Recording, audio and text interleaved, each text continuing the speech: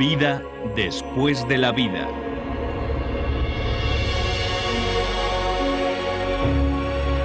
La expedición científica de Tom Harper.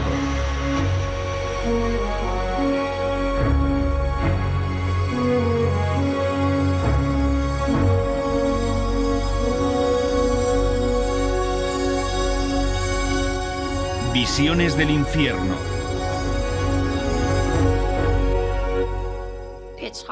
Me cuesta convencer a la gente de que no fue un suicidio. Pat Young estaba desesperada, pensando que no resolvería las dificultades de su matrimonio. Así que se pegó un tiro y fue al infierno. Quería hacer algo lo bastante drástico como para ingresar en el hospital, pero no quería morir. Así que no fue en el torso. No quería sufrir heridas graves. Pensé que atravesarme el cuello sería lo bastante importante como para ingresarme, pero no moriría. No tenía ni idea de que iba a morir. Pasé 3 días en coma con respiración asistida. Estaban convencidos de que no viviría. Informaron a mi familia de que había perdido demasiada sangre. Empecé a ver esas pequeñas criaturas. Parecían niños, criaturitas grotescas, absolutamente grotescas. Se divertían haciéndome cosas. Me practicaban agujeros. Tan pronto me disparaban como me hacían agujeros o me pegaban. En esos agujeros metían cosas espantosas, distintas cosas, excrementos, vómitos, bilis, cosas repugnantes. Tenía agujeros por todas partes. Me los hacían en el cuerpo, en el brazo, en la mejilla, en la cuenca del ojo. Y yo sin poder reaccionar. Me daba un asco espantoso, pero no podía reaccionar. Ni siquiera tenía arcadas. Incapaz de sentir dolor, pero sí sentía el olor. Por encima del hombro derecho, escuché una respiración profunda y crispada que se aproximaba. No podía volverme. No quería verlo. Sabía que en cuanto lo tuviera delante, todos aquellos padecimientos se quedarían en nada. Aquello que se acercaba era la encarnación del demonio. Y en el último instante, cuando estaba a punto de tenerle delante, abrí los ojos y estaba viva. Tom Harper, investigador de Rhodes, teólogo y periodista, averiguó al investigar para su libro Vida después de la vida que casi todas las personas que han estado en el umbral de la muerte afirman haber emprendido el camino hacia el cielo. Pero otras sufrieron una experiencia tremendamente negativa, por no decir infernal. Recientemente asistí junto a mi mujer a una celebración religiosa en la que el predicador declaró con gran convencimiento que solo los que volvieran a nacer en Cristo se salvarían de la condenación eterna. Al finalizar le comenté que su perspectiva del cielo y del infierno era muy limitada. Ya lo creo, hermano, vociferó, ya lo creo. Debió pensar que marchábamos por direcciones distintas. Maurice Rollins, cardiólogo en Canorsville, Tennessee, estuvo en la primera línea de muchas operaciones y vio a muchas personas morir y revivir. Mantiene que la escasez de experiencias negativas en el umbral de la muerte se debe a que nadie admite haber regresado del infierno. Imposible a no ser que estés en el suelo junto al paciente resucitándolo. En el momento cumbre, cuando sufre la experiencia, ¿por qué me rechazas, John? ¿A quién ves? ¿Ves un fuego? ¿Es el demonio? ¿Qué ves? Y lo cuentan todo. No subliman el relato suavizándolo con otros recuerdos. Les pillas infraganti. No pueden negarlo. Ahí está.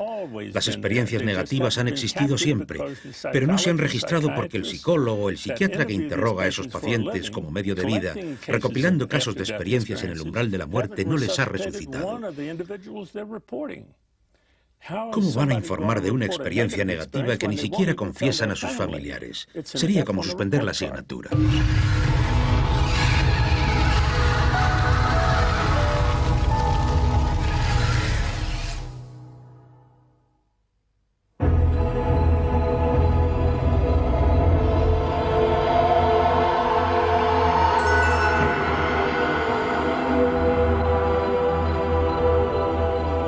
Ron Reagan se pasó buena parte de su juventud robando, extorsionando y maltratando a la gente, hasta un desdichado día en que se asomó al final de una pelea. Le cortaron con una botella y desangrándose fue introducido en una ambulancia.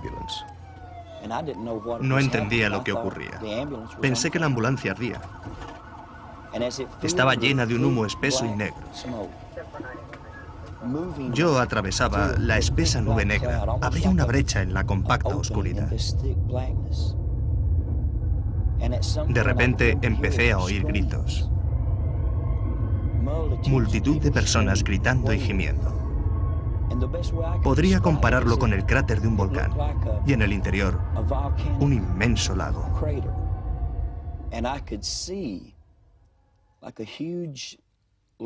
Estaba ardiendo.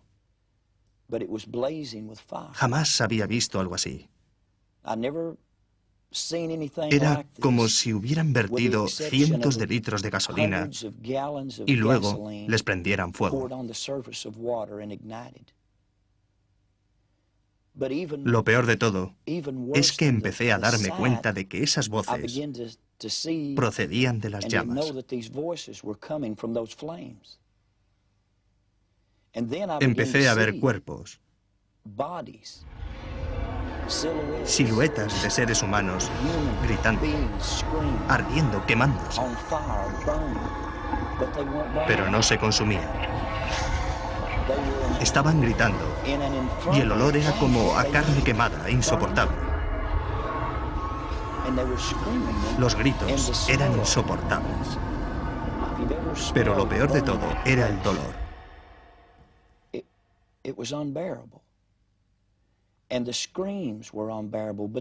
Un dolor profundo de soledad y alejamiento.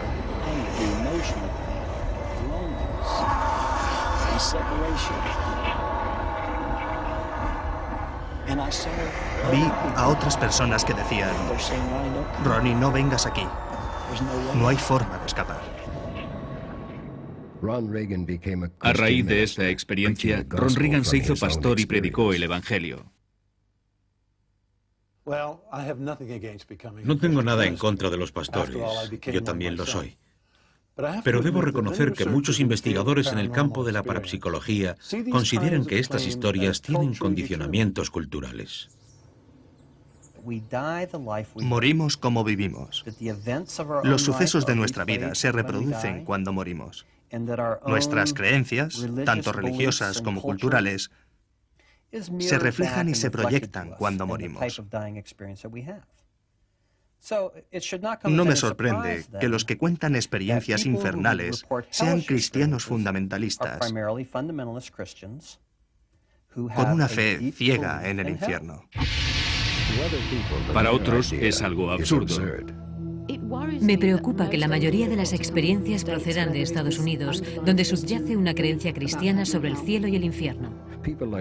Como para la escritora Susan Blackmore, antigua parapsicóloga y actual desenmascaradora de mitos relativos al más allá. Hay personas que han tenido una experiencia desagradable, aterradora, que ni siquiera se atreven a contar. Se sienten acomplejados, están aterrados y viven con el complejo de culpa de haber hecho algo malo. Depende exclusivamente de la suerte, de la situación en que ocurrió y de la química cerebral en el momento de la experiencia. Sufren inútilmente, tienen remordimientos infundados, malos sentimientos inútiles, así que cuanto antes logremos aclarar todo esto, antes podremos ayudarles a eliminar su complejo de culpa. El psiquiatra Stanislav Grof, que se ha pasado la vida estudiando los estados de alteración, especula con la idea de que el infierno exista en otra dimensión del tiempo y el espacio. Yo lo veo como un contacto auténtico con un poder convencional que goza de existencia independiente. Si observamos las imágenes del infierno en las diversas culturas, apreciamos distintos métodos de tortura. Podemos ver sogas, estrangulamientos, horcas, escupitajos, un profundo dolor, gente cocinando o siendo cocinada, calderos y cosas así.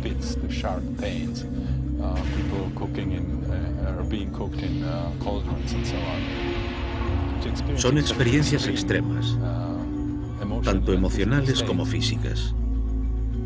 Cuando pensamos en el cielo, tal y como lo describen las Sagradas Escrituras, no como una poderosa experiencia íntima, hablo del cielo físico. Podemos concluir que hemos rechazado la existencia de los ángeles y de Dios, porque tras explorar el cielo sistemáticamente, valiéndonos de la astrología, no encontramos ninguna de las dos entidades. Si aceptamos que en el corazón de la Tierra hay níquel y hierro, allí no hay lugar para las cuevas de Satán. El infierno no está allí. Para llegar al infierno o al cielo, hay que cambiar la conciencia. Alguien puede estar aquí con nosotros y estar en el cielo o en el infierno, mientras que los demás estamos en Mill Valley. Las experiencias no son en absoluto incompatibles. Ambas son muy auténticas y deben estudiarse investigando la conciencia.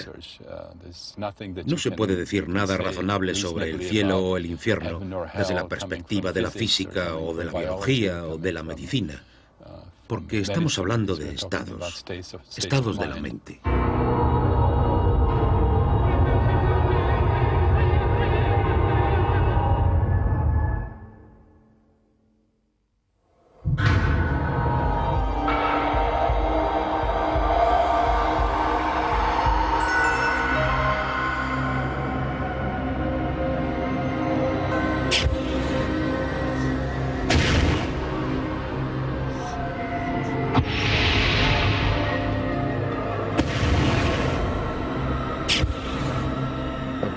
Claro que las torturas del infierno no son las mismas para todos, ni siquiera para los artistas. Para algunos, representan la carcajada final. Cuando el ateo de Voltaire estaba en su lecho de muerte, un voluntarioso sacerdote intentó convencerle de que se arrepintiera, de que abjurara del demonio. Voltaire negó con la cabeza. ¿Es este momento para crearse nuevos enemigos?, murmuró. Casi todas las personas parecen anhelar pruebas sobre la vida después de la muerte. Es algo muy natural, porque nos pasamos la vida aprendiendo qué importamos. Tengo que comprar un coche más grande o aumentar mis ahorros. La gente debe quererme y aceptarme. Tengo que ser amable con ellos para gustarles. Todo basado en el mero yo. En cierta forma, ese es el origen de tanto sufrimiento, lo que nos entristece, nos decepciona y logra que nos sintamos fracasados. También lo que provoca ese deseo de supervivencia. ¿Para qué tanto esfuerzo si voy a morirme y no podré cosechar los frutos? También está la cuestión del sufrimiento. En respuesta a todo el sufrimiento que nos rodea, creemos que en algún lugar nos espera una recompensa. Personalmente, no creo que nada de eso sea cierto, porque no considero que mi existencia importe. Tras investigar una serie de informes reales, me sorprendió descubrir mis propios prejuicios como miembro de una sociedad que tiende a verlo todo en términos absolutos. Eres una niña buena, eres una niña mala. Eres una oveja, eres una cabra, vas al cielo, vas al infierno. Existe un paradigma de los opuestos que quizá esté equivocado. ¿Existe el infierno? Yo no lo creo. ¿Nos centramos solo en la maravillosa experiencia en el umbral de la muerte, despreciando las demás? Por supuesto. Debemos preguntarnos por qué unos magníficos investigadores descubrieron que las experiencias medievales en el umbral de la muerte describen lagos de fuego, gente aterradora y luego, como colofón, la beatitud. En cambio, las experiencias contemporáneas son unilateralmente dichosas. Debemos preguntarnos si no se deberá a que vivimos en una sociedad que no quiere rendir cuentas de sus pecados, que se niega a admitir que exista la cara oscura de la vida. Son experiencias auténticas y debemos animar a las personas que han tenido experiencias aterradoras a que las manifiesten. Nosotros creamos nuestro cielo y nuestro infierno, todo es relativo. En cuanto al cielo, cuando nos sentimos bien, estamos en el cielo. Si estamos mal, en el infierno. El infierno es un lugar en el que seguimos rodeados de personas que no logran encontrarse a sí mismas, rodeados de hipocresía, pesadillas, pensamientos negativos. Si definimos el cielo como la participación en un ente más amplio, el infierno sería la no existencia pacífica en ese ente. Es un estado interior, en contraposición al exterior.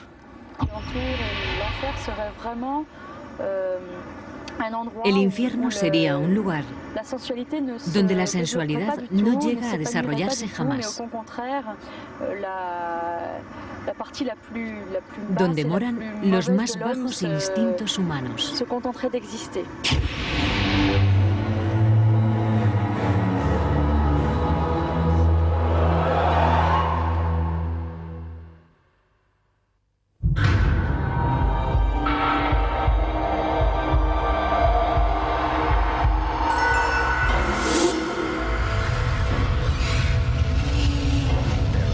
Además del tradicional infierno cristiano, existen otros infiernos.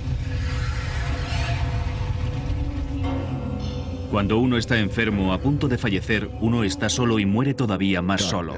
John Donne. Oscuridad, vacío, vacuidad, soledad, ausencia, nulidad, inexistencia. Supe que estaba fuera del hospital y que me elevaba hacia el cielo.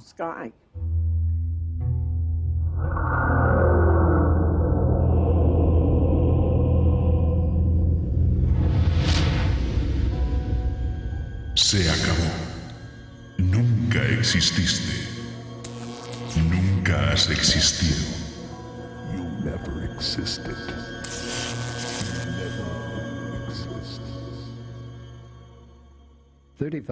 Hace 35 años, Nancy Evans Bush pudo experimentar el infierno al que se refiere Stan Grof. Fue en el proceso de dar a luz cuando todo se complicó. Desde entonces, intenta dar una explicación a lo sucedido. No existirás. Jamás has existido. Nada de lo que conociste existió nunca. No estás viva.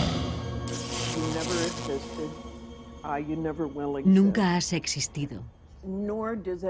Nunca existirás. Ni tampoco ninguno de los que has conocido.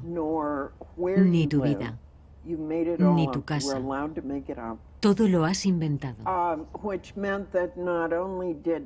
Se te permitió que lo inventaras. Lo que significaba una ausencia total. Recuerdo que dije telepáticamente, ¿y el niño? ¿No existe el niño? ¿Su hermana de 1 año no existe? Su madre, el marido, nadie de los que conocías existe. No eres real. Nada de lo que conoces es real. Fue un holocausto instantáneo. Nancy cree que ya ha asimilado el infierno que sufrió hace muchos años. Pero ¿qué sucede con las personas que son arrojadas al infierno y que no consiguen encontrar esperanza, redención, la promesa de algo mejor? Regresan a esta vida con la sensación de que solo pueden aspirar a una perpetua tristeza.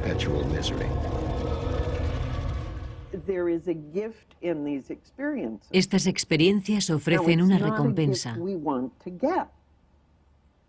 No es lo que estamos buscando, pero si nos empeñamos, y ese es el único beneficio que hemos conseguido gracias a nuestra terquedad, si seguimos insistiendo, logramos esclarecer muchos aspectos. Llegamos a descubrir nuestra fe religiosa de una manera mucho más profunda que si hubiéramos permanecido en un nivel más feliz.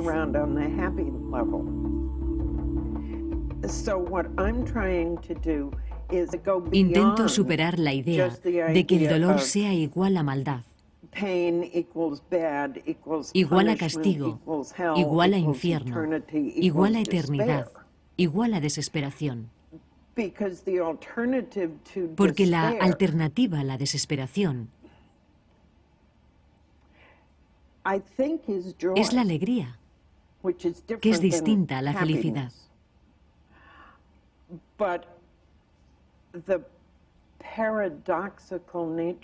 Pero lo paradójico del asunto es que para llegar a la verdadera alegría debemos ser capaces de aceptar también el sufrimiento. Sé que suena extraño, pero yo no establecí las reglas y al parecer funciona así. De todos los conceptos que integran el más allá, al hombre contemporáneo le cuesta mucho aceptar el referido al infierno. Todos hemos pasado por momentos de enorme felicidad o de exaltación suprema en los que podemos afirmar de verdad estar en el cielo. Pero el infierno es otra cosa. Cuando decimos que era un infierno, no lo decimos de la misma forma. En la afirmación va implícita la posibilidad y la necesidad de liberarse de él. Cuando hicieron una película sobre el soldado más condecorado de la Segunda Guerra Mundial, la titularon Regreso del Infierno. Por ahora no hay nadie que haya titulado una película Camino del Infierno. Probablemente sea esa la razón por la cual las experiencias en el infierno son tan devastadoras. La escapatoria es incierta. Nancy Evans Bowes, como cualquier cristiano creyente, justifica su experiencia diciendo que solo a través del sufrimiento llegamos a la alegría. Pero ¿y si tal y como demuestran algunas experiencias no fuera así? Una pregunta turbadora. Sinceramente, hasta que no se realicen más investigaciones al respecto, me quedo muy satisfecho sin conocer la respuesta.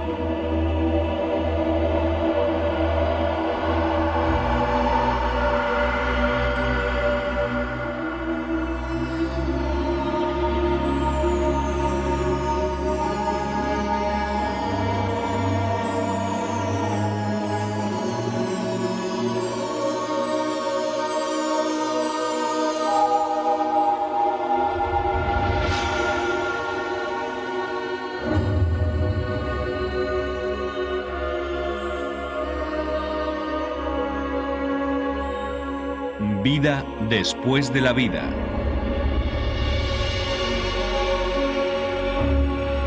La expedición científica de Tom Harper.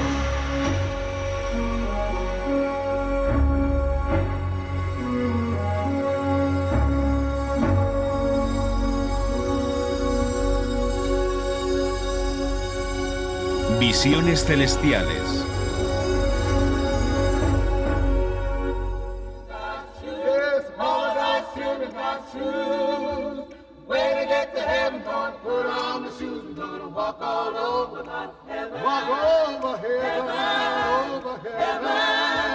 Everybody talking about heaven.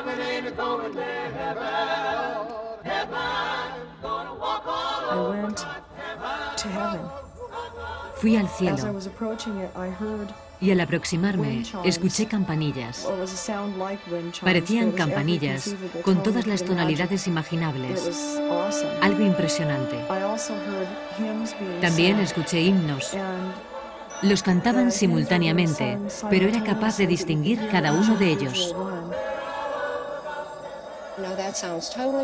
Suena totalmente ridículo, pero aquella nota era tremendamente armoniosa, era líquida, plateada, maravillosa. Aquel sonido acabó impregnándome por completo. Me encontraba en un jardín. Miré hacia el valle y al fondo vi la ladera de una montaña. Había una enorme cascada, era preciosa. El agua se deslizaba y descendía por la ladera de la montaña.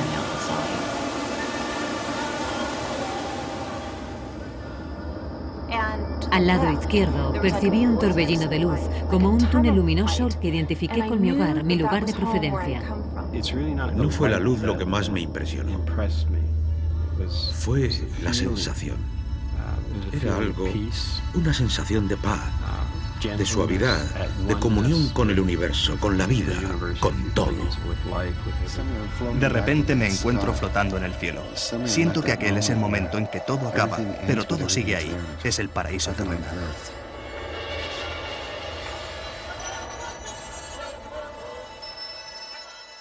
Era precioso y aterrador. Vicky Umipeg es una intérprete ciega. Al sufrir aquel horrible accidente de circulación, vio por primera vez en su vida.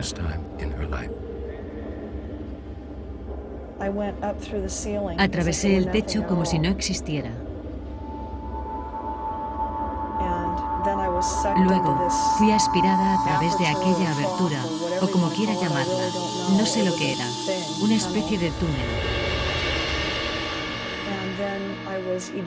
Después salí despedida hacia una pradera donde había flores, pájaros, árboles y gente. Flores, pájaros, ángeles, resplandores, seres queridos ya fallecidos, imágenes de amor, de calidez, hasta el mismo Jesucristo. Estas experiencias son una de las formas de acercarse al cielo. ¿Existe de verdad? Y en ese caso, ¿cómo es? Al ser experiencias muy gráficas, podemos empezar por ellas. Según un estudio de PMH Atwater sobre las experiencias en el umbral de la muerte, titulado Regreso a la vida, el 90% de las experiencias son positivas. En otras palabras, 9 hombres de cada 10 creen que nos dirigimos al cielo. El libro de Melly Cox Chapman, Estudio Celestial, relata las experiencias de algunas personas que murieron, fueron al cielo y después regresaron para contárnoslo. Cuando empecé a investigar para Estudio Celestial, me interesaron las distintas religiones, su concepción de la vida después de la muerte. Efectué una comparación contrastada. Organicé un seminario con un astrofísico para ver si podía reconciliar la ciencia del siglo XX con lo que llamamos fe. Admito que yo creí en el cielo porque cuando tenía 4 años, mi abuela me dijo que existía y yo me lo creí. Pero al hacerme mayor, me parecía intelectualmente vulgar. Los astronautas demostraron que no estaba en el cielo, y Freud dejó bien claro que las ilusiones existían. Así que me puse a investigarlo seriamente, y al cabo de un año de estudiar las religiones y la ciencia, empecé a creer que algo sabía, lo que seguramente era una falsa señal. Fui a dar una conferencia en una pequeña iglesia de pueblo en Connecticut. Mientras les contaba una historia budista muy disuasoria, Buda se empeñaba en que sus seguidores fueran muy mundanos. Vi que una mujer que estaba al fondo mostraba su desacuerdo. Lo encontré interesante, así que me callé y me dirigí a ella. Me respondió que el cielo existía porque ella había estado allí y procedió a contar a la congregación algo que le había ocurrido hacía 23 años y que había mantenido en secreto. Estaba en el hospital donde perdió a su 5º hijo, cuando de repente sintió un escalofrío tremendo y luego una cálida y confortable luz que la envolvió. Oyó al niño llorando dentro de esa luz y comprendió que el bebé estaba bien y que permanecería allí. Ella debía regresar a la Tierra porque su misión allí aún no había terminado. Cuando despertó, tenía una sábana sobre la cabeza. El médico de guardia había decretado su fallecimiento. Al retirar la sábana, la enfermera se espantó y tuvieron que darle el día de permiso. Actualmente, Dorothy no tiene miedo a la muerte.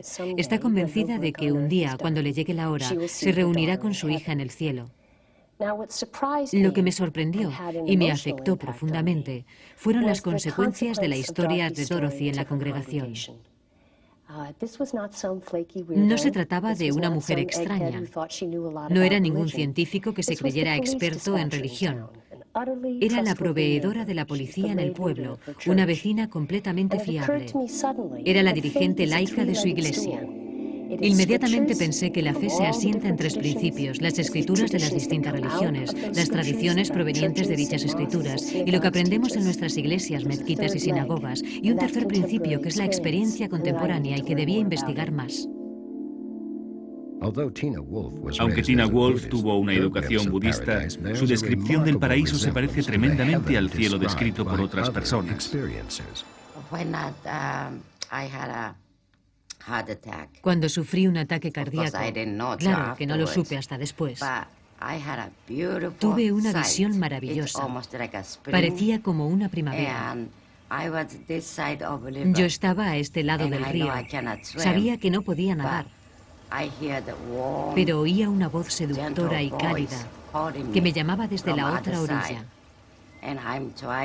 Intenté atravesar el río, pero no encontré una madera o un puente para cruzar.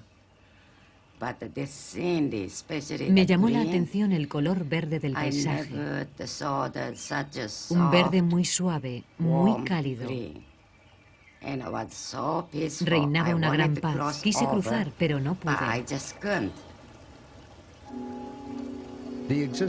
Al investigar para su libro Vida después de la vida, Tom Harper, investigador de Rhodes, periodista y escritor, consideró seriamente la existencia del cielo en el pensamiento humano.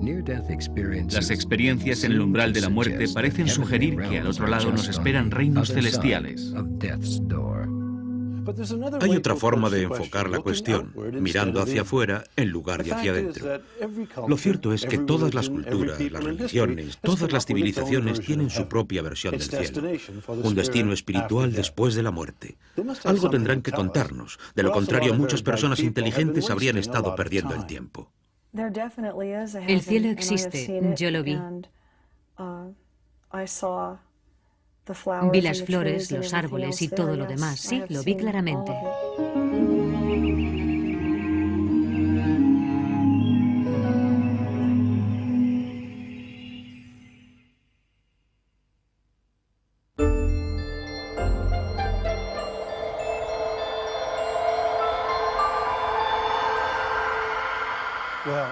Algunas descripciones resultan insulsas, otras muy interesantes. Dejando al margen los detalles, todas las descripciones del cielo reflejan el encuentro con una fuerza superior. Ven la muerte como una puerta que nos conduce hacia ella. Por desgracia, nadie trae de vuelta documentación. La información más precisa son las experiencias de personas que estuvieron a punto de morir y que iniciaron esa transición, dieron los primeros pasos en el camino que conduce a la eternidad. El cielo es la palabra que usamos para describir una realidad que está más allá de las palabras. Una etiqueta cultural que todos entendemos. Mis entrevistados, que fueron 50, son muy modestos respecto a lo que vieron, a cuántos se alejaron y a si de verdad murieron o participaron en el más allá. Uno de ellos me dijo: mire, yo llegué hasta la entrada, pero hay que atravesarla para disfrutar de lo más divertido. Otro vio un magnífico árbol dorado recubierto de pequeñas lucecitas doradas que identificó como las almas de sus seres queridos. Después de estudiar el cielo durante 5 años, no soy capaz, y no creo que nadie lo sea, de describirlo. Solo puedo decir que escuché tantas historias, tantas pruebas de gente que viajó hasta allí, que podemos permitirnos creer que existe.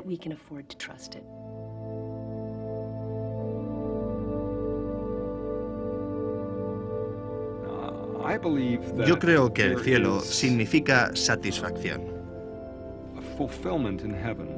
Si tengo unas capacidades y no las aproveché, por temor, por lo que sea, en el cielo puedo satisfacerlas. El cielo proporciona esa satisfacción, esa sensación de cumplimiento. Pero también creo que el cielo será dinámico, porque Dios creó un universo dinámico. Mi corazón late, respiro, suceden montones de cosas. La sangre corre por mis venas, el mundo es dinámico, las relaciones son dinámicas, y en consecuencia, si Dios está en el cielo, también será dinámico. Yo no le veo sentado entre nubes, rodeado de ángeles, tocando el arpa.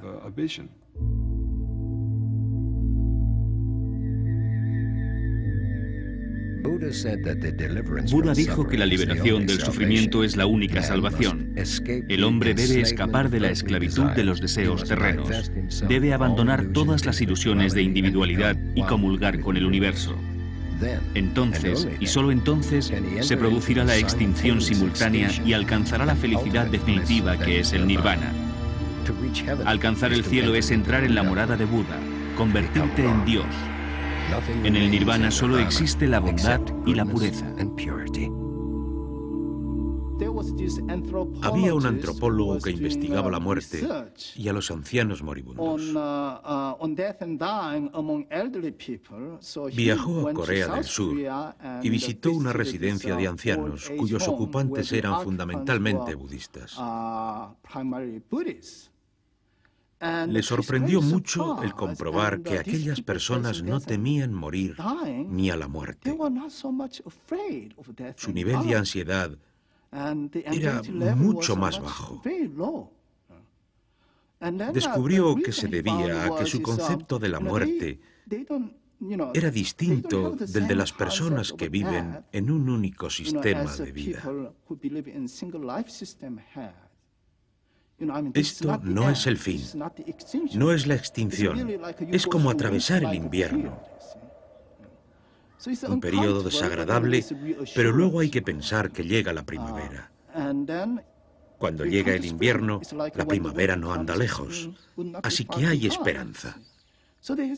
Tendrán otra oportunidad.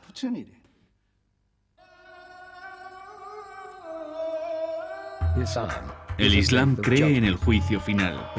El Corán enuncia: se establecerá una balanza para juzgar a todas las almas. Aunque se trate de algo insignificante, se tendrá en consideración. Si el fallecido fue un verdadero creyente, Alá le recompensará por su constancia con un jardín y unos hábitos de seda. Podrá reclinarse entre almohadones en un lugar donde no hará ni mucho frío ni mucho calor. Tendrá racimos de frutas al alcance de la mano y le rodearán jóvenes que no envejecerán.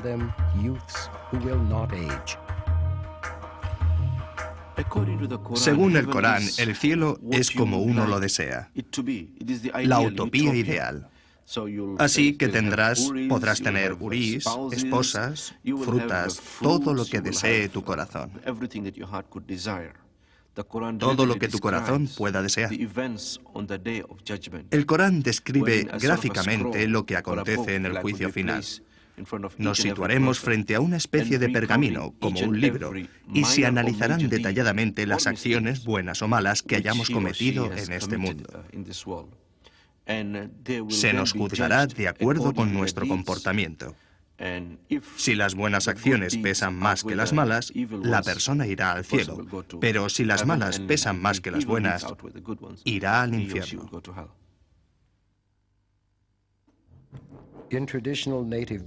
Las tradiciones indígenas creen que el espíritu y el cuerpo forman una unidad. La muerte forma parte del proceso vital y solo aquellos que no saben vivir temen a la muerte. La muerte significa el retorno a un mundo espiritual. Al atardecer, el espíritu regresa por el camino sagrado y comulga con la tierra. Para los indígenas de Ojibwa, el país de los muertos es un lugar de abundancia.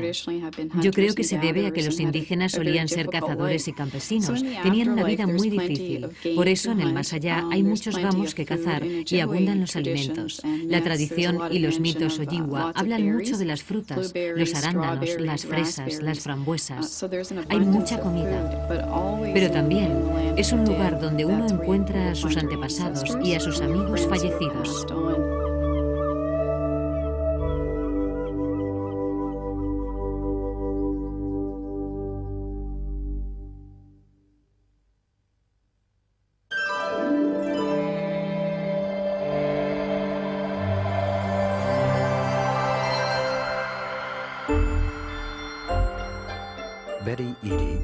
Betty Eadie es la autora de un bestseller mundial llamado Abrazada por la Luz. A la edad de 33 años, durante una operación, murió y fue al cielo. Actualmente viaja con frecuencia, dando conferencias donde relata lo que le sucedió. Vi un haz de luz. Aquel haz me atrajo hacia sí. Me volví y empecé a viajar muy deprisa. La luz se ampliaba cada vez más. El amor que emanaba aquella luz empezó a envolverme. Mientras me acercaba a esa intensa luz, fui transportada a un jardín. Digo jardín porque estaba muy bien cuidado. Había una cascada inmensa que descendía por una montaña. Todo estaba vivo, tenía espíritu.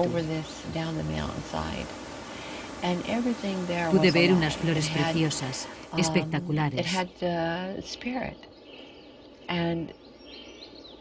Su color y su fragancia no pueden describirse con palabras. Se movían y agitaban en perfecta armonía, al son de una melodía. Era la perfección divina.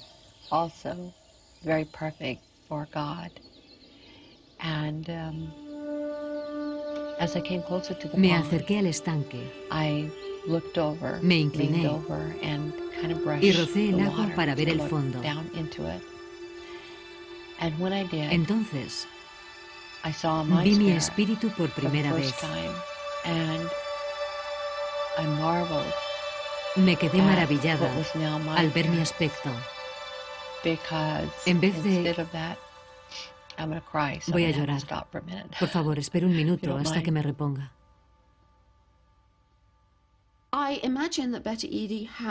Supongo que Betty Eadie tuvo una experiencia en el umbral de la muerte, una experiencia profunda que la transformó.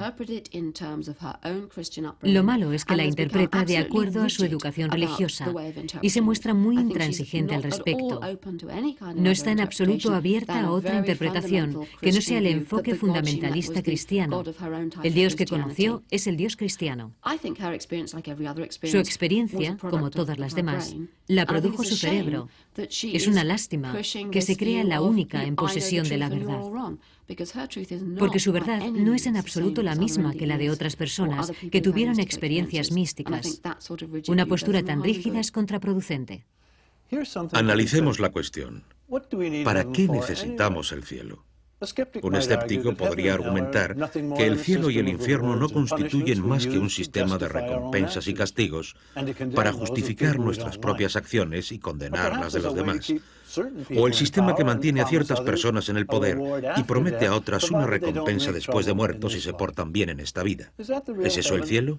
¿Un pórtate bien, niño, e irás al cielo? ¿Una mera recompensa? Tanto el cielo como el infierno se relacionan con el concepto de justicia y retribución en un sentido cósmico. Si vivimos en un universo racional, entonces vivimos en un universo que es justo. Lo que significa que debe haber algún tipo de límite. Algunas personas no pueden salirse siempre con la suya, mientras otras soportan todo tipo de calamidades. Es el razonamiento clásico en favor de la existencia del más allá y de una posible recompensa.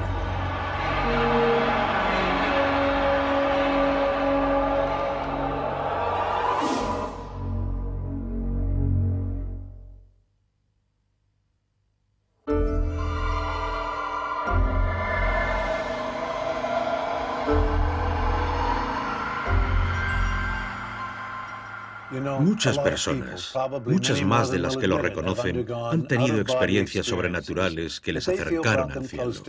En algunos casos, incluso consiguieron llegar. Muchísimas más que confían en él, tal y como dicen los textos sagrados y las doctrinas religiosas. ¿Se trata de una mera proyección de deseos? ¿Existe otra dimensión tal y como siempre se creyó? Finalmente, la mayoría de nosotros creemos y confiamos en que así sea.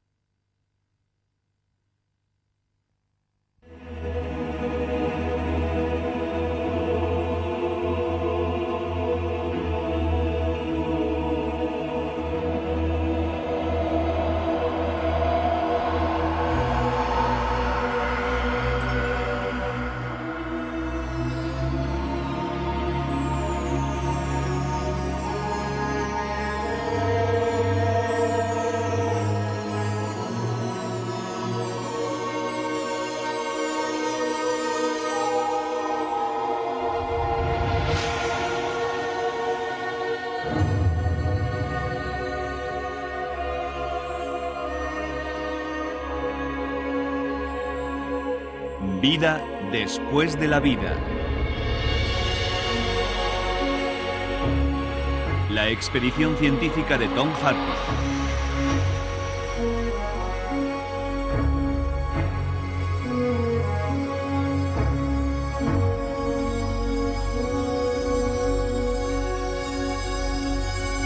El testimonio científico.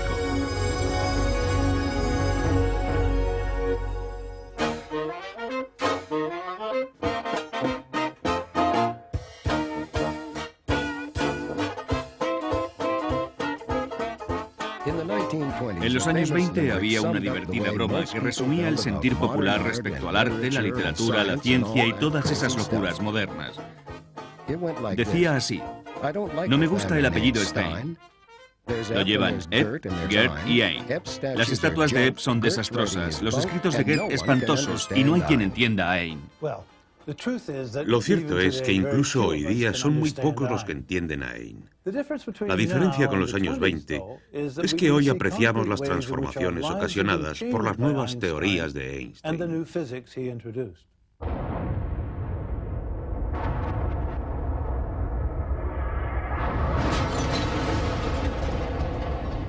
Ese uno, este otro.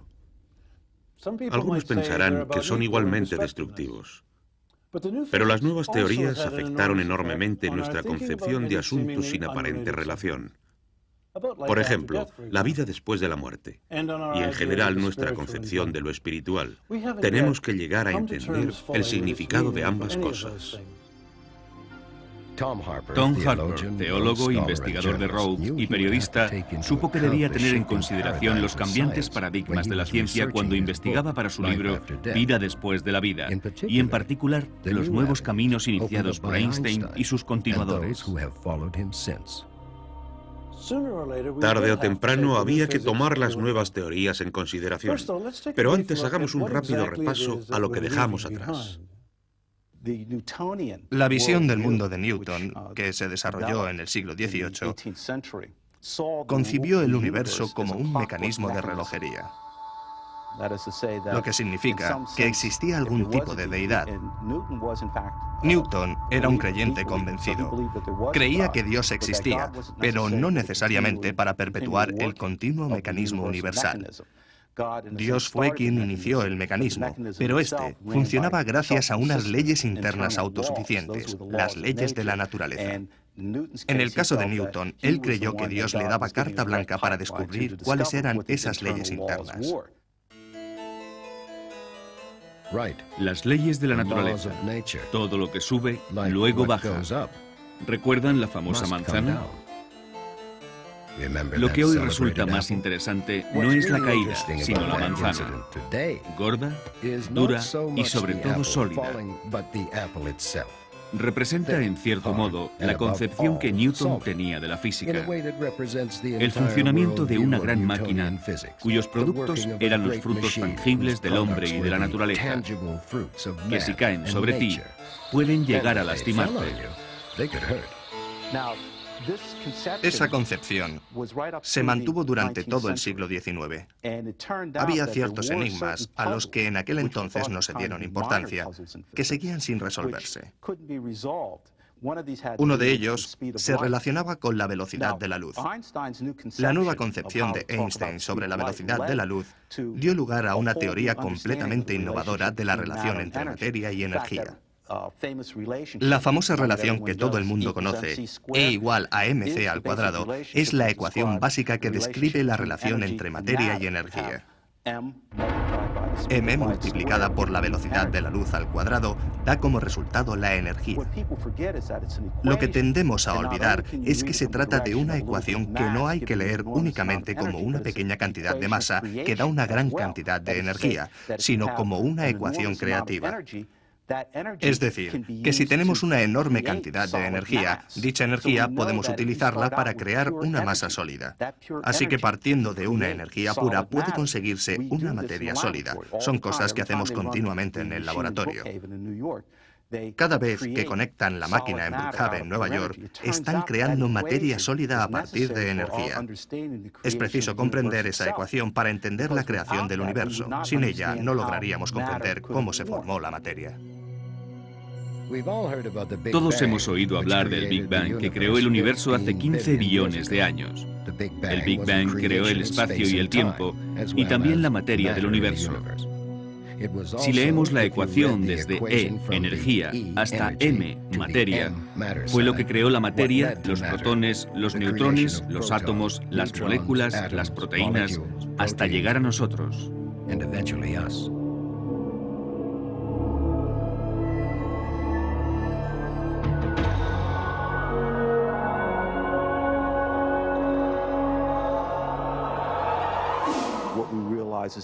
Somos conscientes de que la mecánica cuántica supera las posibilidades que teníamos con la física clásica hasta el punto de poder hablar de la creación del universo desde la nada. Podemos hablar de nuestra propia participación en el universo. Una visión más amplia de la realidad. Un universo participativo que creamos y recreamos constantemente. Dimensiones paralelas. Y lo más importante de todo, saber que los cimientos del universo son unidades de energía y no sólidas piezas materiales. Todos somos esencialmente energía que no puede ni crearse ni destruirse, sino que se transforma eternamente. ¿A dónde nos lleva esto? Por un lado, científicos como el catedrático Mallet, el cual afirma con minuciosa precisión, y cito textualmente, que los fenómenos paranormales y las experiencias en el umbral de la muerte no contradicen la física moderna. La física moderna no prohíbe nada. En otras palabras, en el cielo y en la tierra hay más cosas que las soñadas por la filosofía de Isaac Newton. Realidades ocultas tras la realidad que quedan por descubrir.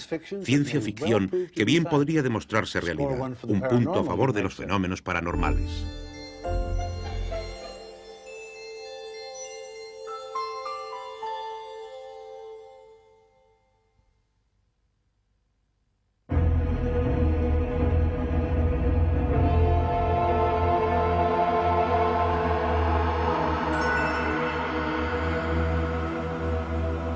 Las primeras palabras que pronunció Dios en el Antiguo Testamento fueron que se haga la luz. Para los seres humanos, la luz siempre ha representado la más poderosa fuerza natural de energía. Las antiguas civilizaciones adoraban al sol. Las experiencias en el umbral de la muerte casi siempre hablan de una luz brillante. Los himnos religiosos también la mencionan. Decimos ver una luz al final del túnel. A lo largo de la historia, los iconos aparecían rodeados por un halo de luz. Pero la física cuántica ha demostrado que existen otras energías más poderosas y sutiles que la luz. ¿Acaso nuestros halos son simples electrones? ¿Somos únicamente una asociación fortuita de electrones? Claro que hay personas que dicen tener un acceso directo a estos nuevos mundos. Los artistas que pintan auras, los mediums, los echadores de fortunas, todo tipo de místicos de la nueva era. Pero la mayoría de la gente normal todavía no acaba aceptando del todo esas nuevas realidades. Tarde o temprano tendremos que hacerlo, aunque hay científicos que creen que las nuevas teorías tienen poca aplicación en los fenómenos paranormales. Hay personas que defienden sus ideas echando mano de la física. A menudo oyes a personas que hablan de otros mundos, de universos paralelos. Dicen, los físicos creen en universos paralelos. Pero los físicos no creen que exista otro mundo donde el alma pueda acudir. Los científicos intentan resolver algunos problemas matemáticos planteados por la mecánica cuántica. Puede que si todo se transforma continuamente, se estén creando universos paralelos sin cesar, lo que no implica que yo pueda ir de uno a otro. Es una falsa interpretación de la física que suele ser muy frecuente. Como no logro comprender los complicados problemas de la mente y de la conciencia en este mundo, creo otro nuevo. Se inventan la existencia de un mundo nuevo sin ninguna predicción sobre lo que ocurrirá y sin llegar a concretarlo en absoluto. Escaquean. Y es una equivocación. Hay que entender mejor el funcionamiento de este mundo y el origen de la experiencia, y eso es mucho pedir. Por el contrario, muchos pensarán que el rechazo de la realidad paranormal de la doctora Blackmore es otra forma de escaquear. Pero la ciencia moderna no se limita a la física. Recientemente, los neurobiólogos han realizado grandes descubrimientos relacionados con el cerebro, y ellos también opinan sobre las experiencias paranormales.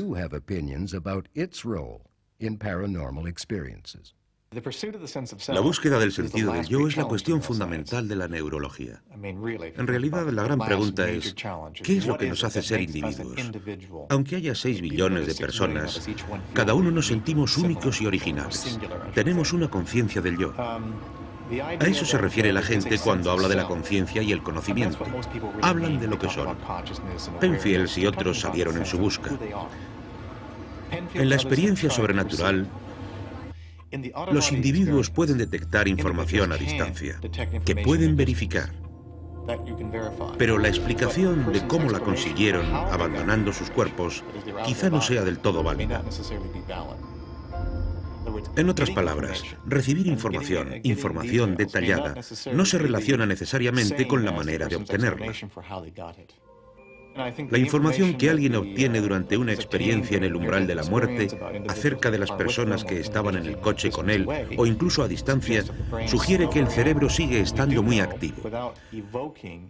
Sabemos sin necesidad de evocar ningún misticismo que durante ciertos estados de alteración, el cerebro puede obtener información a distancia a través de mecanismos que en este momento nos resultan desconocidos. Pero sugerir que el cerebro recoja información sobrepasa todo lo imaginable. Una de las características de la ciencia es que los fenómenos permanecen inalterables. Las personas siempre experimentan el abandono del cuerpo. Eso es evidente. Lo que varía es la explicación. Supongo que la explicación definitiva no será ni religiosa ni científica. Será una que jamás hayamos imaginado.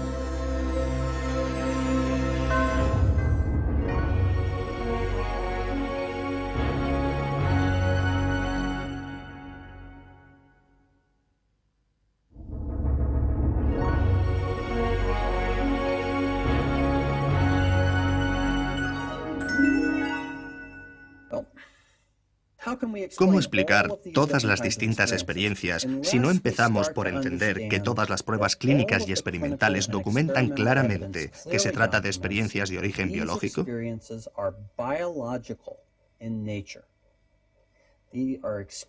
Están relacionadas con una zona del cerebro llamada lóbulo temporal derecho. Quiero hacer constar que soy filosóficamente imparcial en mis afirmaciones.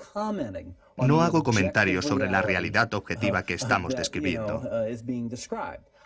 Solo digo que estas experiencias no pueden tratarse aisladamente. No podemos decir que el más allá sea una alucinación causada por el dolor, que la premonición de la muerte sea un fenómeno extraño del que la ciencia no quiere ocuparse, que la experiencia de la muerte compartida sea un adorno cultural de unos pacientes que reaccionan así guiados por su dolor y demasiado influidos por un programa televisivo. No son teorías que puedan servirnos de explicación.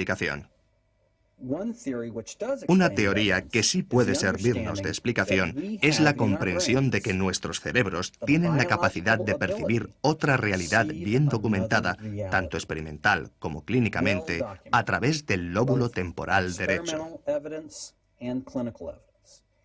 Arnold Mandel, el gran neurobiólogo, lo expresó mejor que nadie cuando afirmó que el reino de los cielos se encuentra en nuestro lóbulo temporal derecho. ¿Cuál es la naturaleza de esa experiencia? Eso sigue escapándoseles tanto a los investigadores del cerebro como a los físicos. El Dr. Morse recalca que aunque la ciencia explique físicamente ciertos sucesos, eso no aclara ni su significado definitivo ni el por qué somos nosotros así. Quizá podamos buscar algunas respuestas en las ciencias sociales, sobre todo ahora que los investigadores occidentales se han decidido a estudiar seriamente el planteamiento que otras culturas tenían sobre la vida y la muerte.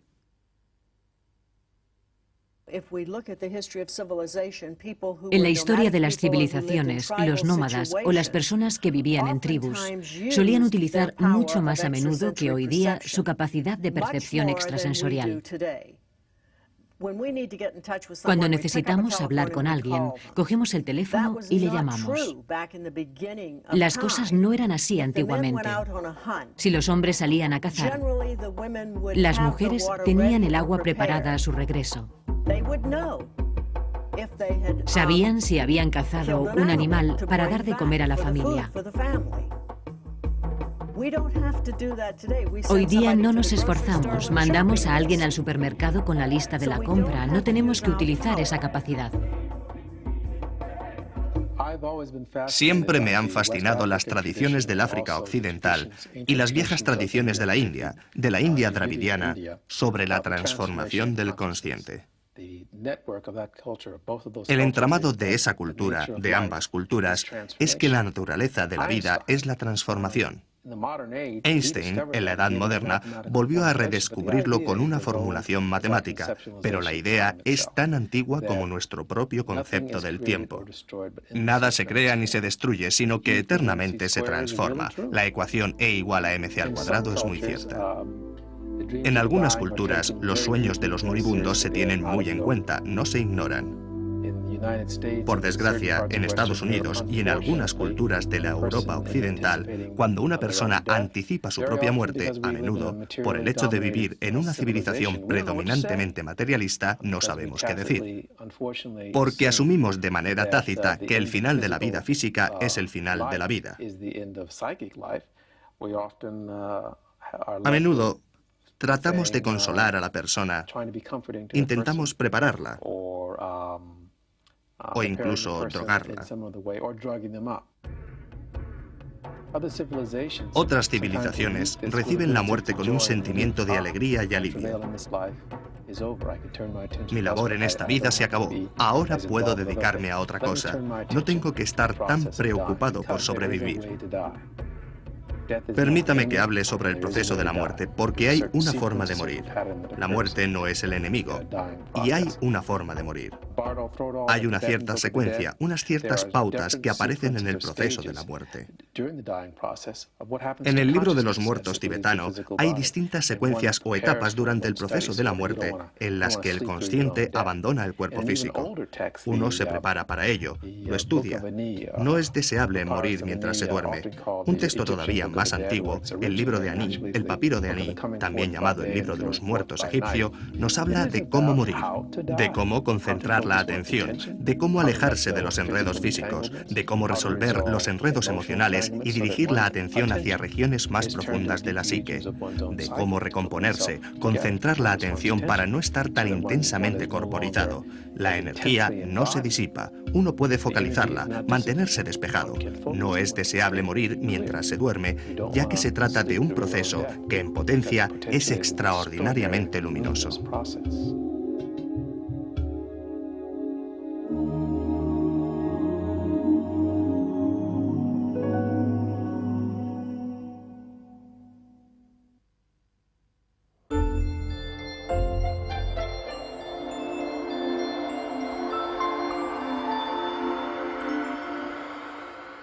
Para terminar, escucharemos a un científico que opera desde lo que muchos considerarán los límites de la investigación.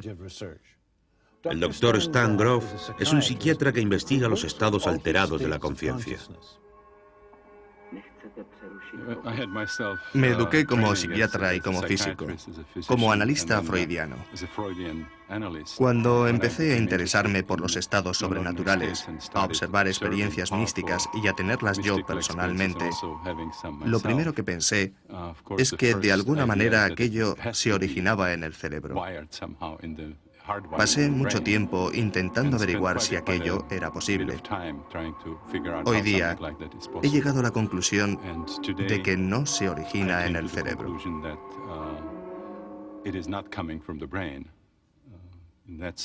Lo mismo pensó Aldous Huxley, después de tener algunas experiencias psicodélicas muy poderosas que intentó relacionar con el cerebro. Llegó a la conclusión de que quizá el cerebro funcione como una especie de válvula reductora que intenta protegernos de una excesiva información cósmica. Yo no creo que algo como las experiencias de reinos arquetípicos, cielos, paraísos, imágenes de seres arquetípicos como deidades, demonios de distintas culturas, que son las experiencias habituales, puedan explicarse como provenientes de un almacén cerebral.